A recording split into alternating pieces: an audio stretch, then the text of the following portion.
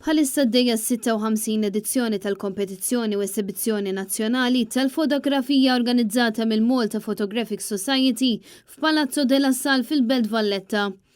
Dan l-appuntament li jsir kull sena huwa l-uniku tax-xorta tiegħu f'pajjiżna u jattira qatt kbir ta' fotografi lokali li jrestqu l-aħjar xogħlijiet tagħhom biex jikkompetu għall-unuri mogħtija mis-soċjetà tal-fotografija.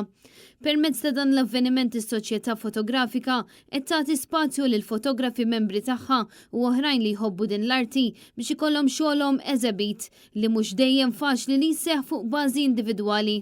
Għal din is-sena kien hemm qatt rekord ta' parteċipanti li sottomettew ir-ritratti tagħhom għal din il-kompetizzjoni fotografika fejn b'kollox ħadu sem 81 fotografu biktar minn 720 ritratt li minnhom il-ġurija kellha tagħżel l-aħjar xogħlijiet biex jiġu esebiti f'Palazzo della Sal. Fis-swali artistiċi ta' din il-binja wieħed se jkun jista' japprezza l fuq minn 100 ritratti printjat u frejmjat kif ukoll iktar minn 150 ritratt diġitali li se jkunu qed jintwerew fuq monitor f'waħda mill-kmamar ta' swali fl-imsemmi post. It-tema ta' ritratti hija vasta u għalhekk wieħed se jsib suġġetti varjati fosthom ritratti li juri l-persuna umana, in-natura, l-arkitettura, pajsaġġi lokali u internazzjonali kif ukoll ritratti aktar kreattivi.